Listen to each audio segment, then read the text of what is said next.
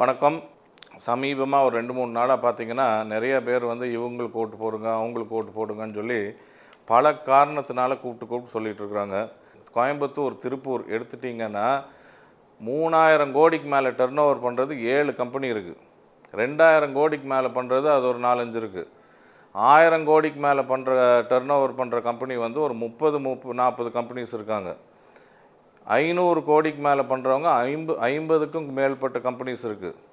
100 கோடிக்கு மேலே turn over பண்ணுறவங்க 100 கம்பெனி இருக்காங்க. இந்த மாதிரி ஒரு சிட்டியில் இருந்துட்டு நம்மளுக்கு எப்பேற்பட்ட ஒரு எம்பி வேணும்னு நீங்கள் வந்து யோசிக்கணும்.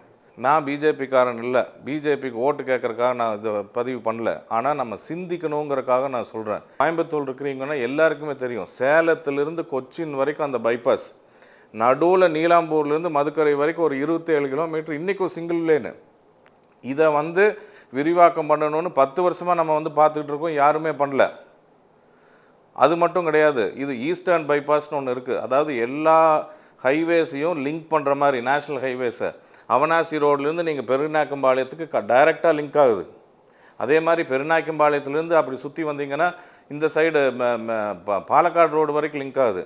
இந்த மாதிரி ஒரு ப்ராஜெக்ட்ஸ் இருந்தால் தான் இன்ஃப்ராஸ்ட்ரக்சர் டெவலப் ஆகும். கிளாசிக்கல் உதாரணம் சொல்கிறேன் கேளுங்க. பாரத் மாலா ஸ்கீம்னு சொல்லி ஒன்று 2017 மாண்புமிகு நிதின் கட்கரி அமைச்சர் வந்து ஒரு ஸ்கீம் சொல்கிறாரு. அதாவது முக்கியமான 2 தொழில் நகரங்களை வந்து சேர்த்தணும் ஒரு எக்ஸ்பிரஸ் ஹைவேலான்னு. ஒரே நாள் 2017 மைசூர், பெங்களூர், கோயம்புத்தூர், கரூர் வந்து இணைக்கணும்னு சொல்லி ஒரு ப்ராஜெக்ட் வருது. அந்த ரோடு எந்த மாதிரி ரோடுனா, கோயம்புத்தூர்லேருந்து கரூர் 1 மணி நேரத்தில் போயிடலாம். க்ரீன்வே ப்ராஜெக்ட். இந்த ப்ராஜெக்ட் வந்து கோயம்புத்தூர்லேருந்து இந்த சைடு பெருநாயக்கம்பாளையம், அந்த சைடு வந்து மதுக்கரை ரோடு வரைக்கும் அந்த ரோடே கனெக்ட் பண்ணுது. அந்த மாதிரி ஒரு ஃபென்டாஸ்டிக் டிரான்சிட் ரோடு அது.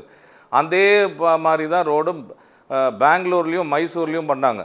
இந்த பெங்களூர் மைசூர் ரோடு 10 லேன் ரோடாக வந்து இன்றைக்கி கம்ப்ளீட் ஆகி, போன எலெக்ஷனுக்கு முன்னாடி மோடி அவர்கள் வந்து அதை திறந்து வச்சுட்டு போயிட்டார்.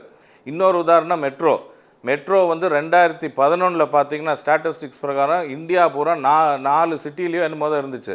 2023 வந்து 22 சிட்டிக்கு வந்துருக்குது. ஆனால் கோயம்புத்தூருக்கு வரல. கோயம்புத்தூருக்கு வரணும்னு சொல்லி சேங்ஷன் பண்ணது 2011.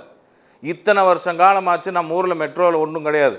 கோயம்புத்தூரில் நம்ம வண்டி எடுத்துகிட்டு ஒரு இடத்துலேருந்து இன்னொரு இடத்துக்கு போக முடியுதா? அவ்வளோ கஷ்டம், நெரிச்சல். இந்த மாதிரி ப்ராஜெக்ட்ஸ் எல்லாம் எப்போவே முடிச்சிருக்கணும். கோயம்புத்தூரில் வந்து நம்ம வந்து நாயுடுவாக இருந்தாலும் சரி, கவுண்டராக இருந்தாலும் சரி, செட்டியாராக இருந்தாலும் சரி ஒரு தாய் மக்கள் போல் வாழ்ந்துருக்கோம். நம்ம எக்காலத்துக்கு ஒன்றும் கோயம்புத்தூரில் அந்த மாதிரி ஒரு பிரிவினை இல்லாமல் இருந்த ஊர். அதனால தான் கோயம்புத்தூர் வந்து இன்றைக்கி இவ்வளோ டெவலப் ஆச்சு. இந்த ஜாதி மதத்தை பார்த்து கோயம்புத்தூருக்கு வர முன்னேற்றத்தை தயவு செஞ்சு தடுத்திடாதீங்க. இருக்கிற 540 எம்பிஸ் எலெக்ஷனில் இங்கே கோயம்புத்தூர் நிற்கிற அந்த எம்பிக்கு மட்டும் என்ன பெருமை? டைரெக்டாக நம்ம வந்து ஒரு கேபினெட் மினிஸ்டரை வந்து நம்ம வந்து ஓட்டு போடுறோம். சாதாரணமான ஒரு எம்பிக்கு ஓட்டு போடல. டைரெக்டாக நம்ம வேண்டியதை போய் நம்ம கேட்கலாம் அண்ணாமலை அவர்கிட்ட. யார் வந்து என் மண் என் மக்கள்னு சொல்லி இந்த மண்ணை நேசித்து அவங்க வந்து நிற்கிறாங்களோ அவங்களுக்கு தான் நம்ம சப்போர்ட் பண்ணணும்.